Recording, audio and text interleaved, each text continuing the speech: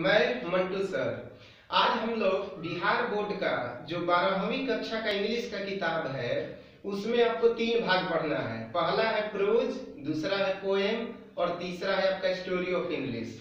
तो आज हम लोग बात करेंगे स्टोरी ऑफ इंग्लिश की, जो आपके एग्जाम में 10 से 12 नंबर का आता है। तो स्टोरी ऑफ इंग्लिश में आपका आते हैं क्या क्या, वो जरा ध्यान से सुनिएगा। देखिए, पहला आपका आएंगे ड्रामेटिस्ट और नॉवेलिस्ट का नाम, जो मैं यह वीडियो अपलोड कर चुका हूँ। इसके बाद बारी आती है लेखक का नाम, ठीक है। उसके बाद है एक 5 नंबर का क्वेश्चन आएगा old English, middle English, modern English. तो आज हम लोग बात करेंगे यही स्टोरी ऑफ इंग्लिश में। तो देखिए, बात करेंगे हिस्ट्री ऑफ इंग्लिश लिटरेचर की। आखिर ये शुरुआत तो हुआ होगा ना कभी से तो शुरुआत हुआ है। तो कब से शुरुआत हुआ है, आज हम लोग इसी पर बात करेंगे।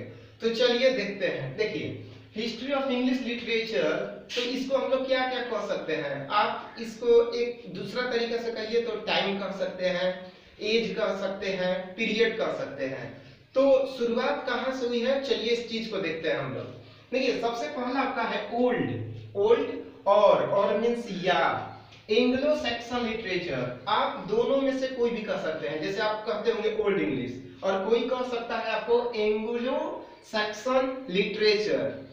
दूसरा आपका है middle age literature. Middle age literature Chaucer, हमने लिखा है चौसर, ठीक है। इसके बारे में मैं आपको डीपली बताने वाला हूं आगे, पहले समझ लीजिए एज को। पहला है ओल्ड और एंग्लो सैक्सन लिटरेचर, दूसरा है आपका मिडिल एज लिटरेचर, चौसर लिखे हैं ये जो कवि थे। तीसरा है एलिजाबेथन लिटरेचर, शेक्सपियर लिखे हैं।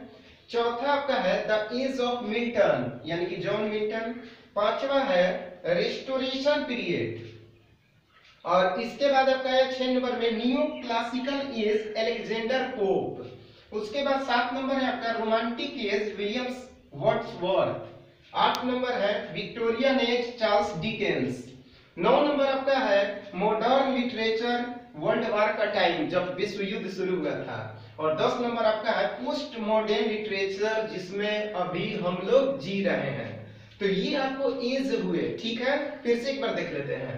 पहला आपका हो गया ओल्ड और एंग्लो सैक्सन लिटरेचर, दूसरा होगा मिडिल एज लिटरेचर, तीसरा होगा एलिजाबेथन लिटरेचर, चौथा है द एज ऑफ मिल्टन, पांचवा है रिस्टोरेशन पीरियड, 6 नंबर आपका है न्यू क्लासिकल एज, 7 नंबर है रोमांटिक एज, 8 नंबर आपका है विक्टोरियन एज, 9 नंबर है मॉडर्न लिटरेचर, और 10 नंबर आपका क्या है पोस्ट मॉडर्न लिटरेचर, ठीक है। तो अब हम लोग बात करेंगे एक एक का, कि पहला में आपका है ओल्ड और एंग्लो सैक्सन लिटरेचर, इसमें क्या था, क्योंकि ये बहुत बड़ा टॉपिक है, ठीक है। तो अब इसको एक एक करके समझा जाए, ठीक है। तो चलिए शुरुआत करते हैं पहला ओल्ड और एंग्लो सैक्सन लिटरेचर से। अब देखिए, इसमें क्या होता है, इसमें बहुत सारे पॉइंट्स है जो आपको ध्यान में रखना होगा। देखिए, शुरुआत तो आपका यहीं से होता है, ओल्ड से ही। तो चलिए इसके बारे में शुरुआत करते हैं, ठीक है। ओके, चलिए तो बात करते हैं अब हम किसका, ओल्ड और एंग्लो सैक्सन लिटरेचर का। देखिए, इसमें से जो पॉइंट मैं आपको बताने जा रहा हूं ध्यान से सुनिएगा, ठीक है। देखिए, ओल्ड और एंग्लो सैक्सन लिटरेचर शुरुआत तो माना जाता है इन्हीं लोगों से। देखिए, इन लोगों का कोई निश्चित ठिकाना नहीं था।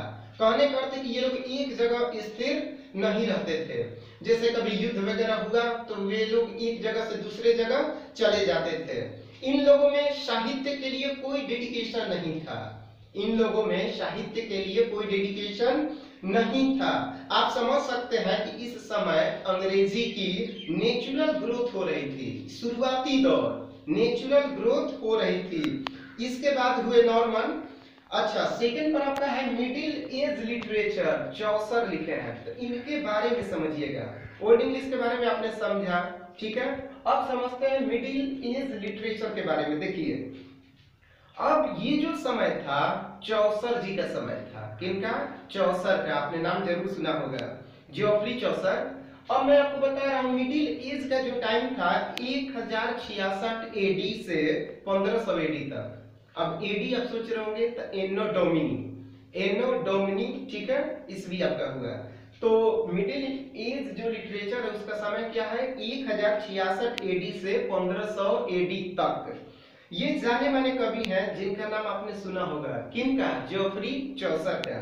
देखिए इनका एक वर्क भी है कट बेल्टी, ठीक है, इनका एक वर्क है कट बेल्टी। देखिए एलिजाबेथ से पहले इनसे अच्छा कवि पैदा नहीं हुआ था। किनसे? देखिए एलिजाबेथ से पहले ये जो टाइम है, इससे पहले सबसे अच्छा कवि जो थे, वो जो जन्म लिए थे वो है जोफ्री चौसर। इनको क्या कहा जाता है? मॉडर्न इंग्लिश लिटरेचर का फादर भी इनको कहा जाता है। किनको? जोफ्री चौसर को, ठीक है, इन्हें फादर ऑफ इंग्लिश लिटरेचर भी कहा जाता है। अब देखिए इस एज में क्या होता था, इस एज में यानी कि मिडिल एज लिटरेचर की मैं बात करूं तो इस एज में गॉड मीन्स भगवान यानी कि धार्मिक बातों पर विशेष ध्यान दिया जाता था। किस पर ध्यान दिया जाता था? धार्मिक बातों पर। इस एज में धार्मिक बातें लिखना ज्यादा पसंद किया जाता था, ठीक है। इसके बाद बारी है एलिजाबेथ लिटरेचर की। किनकी? Elizabeth literature. अभी तक आपने ओल्ड और मिडिल को समझा, अब समझते हैं एलिजाबेथ को। देखिए इसके बाद आती है ये एलिजाबेथन, ये जो है इंग्लैंड की महारानी है और इस समय के सबसे मशहूर लेखक थे विलियम शेक्सपियर। कौन थे? विलियम शेक्सपियर इसी समय के सबसे मशहूर थे, ठीक है। और भी थे, जैसे विलियम शेक्सपियर के अलावा थे आपका Edmund Spenser, John Dryden, Christopher Marlowe. ये जो चारों थे सबसे मशहूर थे। देखिए इस टाइम पर बड़े बड़े नाटक लिखे गए, जैसा कि आपको कुछ तो मालूम ही होगा विलियम शेक्सपियर का, मैं तो ट्रिक भी बताया था। ओके मैथ जूली, ओ से हुआ ओथेलो, के से हुआ किंग लियर, एम से हो गया मैकबेथ, ए से हो गया as you like it, T से हो गया the merchant of Venice, H से हो गया हैमलेट और जूली से जूलियस सीजर। तो एलिजाबेथन लिटरेचर यानी कि इन्हीं के समय में ये सब जो था नाटक लिखा गया था, ठीक है।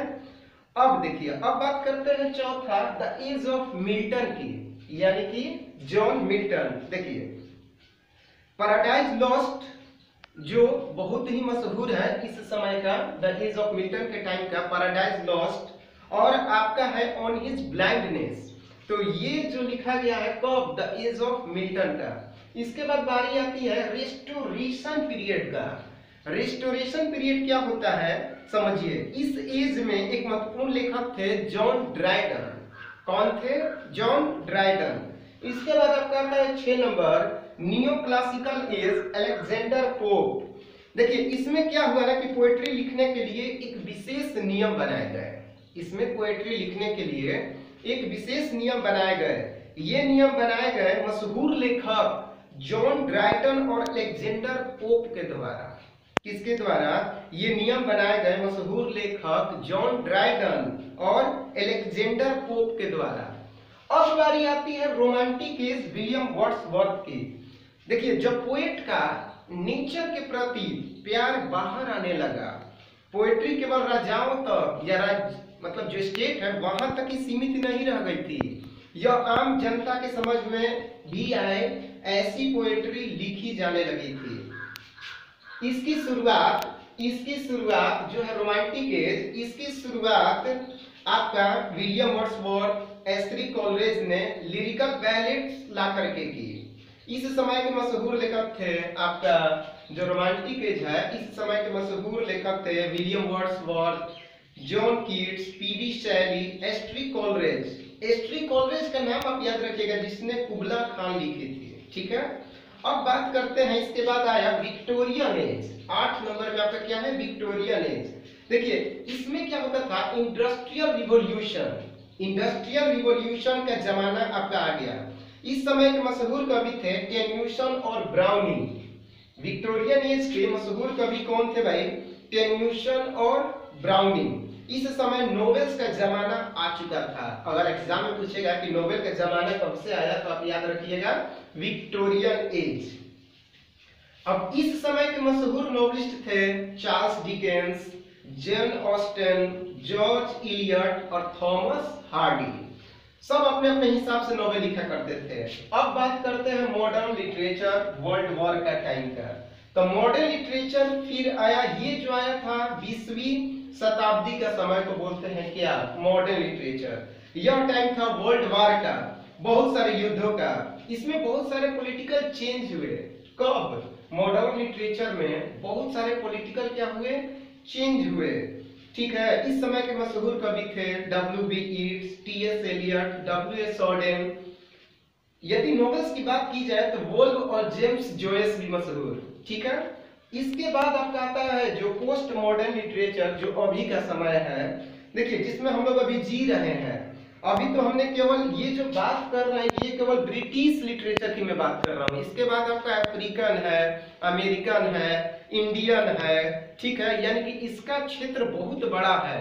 तो इतना में मैं आपको थोड़ा थोड़ा बताया हूँ। ठीक है, इसको आप देखिए, आपको शायद समझने में कुछ दिक्कत अगर हो तो दोबारा से आप वीडियो को देख लीजिएगा, क्योंकि ये आपके एग्जाम के लिए बहुत ही इंपॉर्टेंट है। ठीक है, तो जैसा कि मैंने क्या बताया, मिडिल एज में गॉड का, मिडिल एज में किसका जिक्र होता था? भगवान का। एलिजाबेथ में बात करें तो राजाओं और रानियों का। ठीक है, रेस्टोरेशन पीरियड में बात करें तो रीजन पर ज्यादा जोर दिया जाता था। किस पर?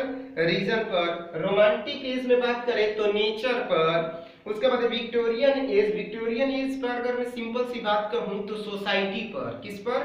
सोसाइटी पर। और मॉडर्न क्या है? वर्ल्ड वॉर पर। किस पर ध्यान दिया जाता था? वर्ल्ड वॉर पर।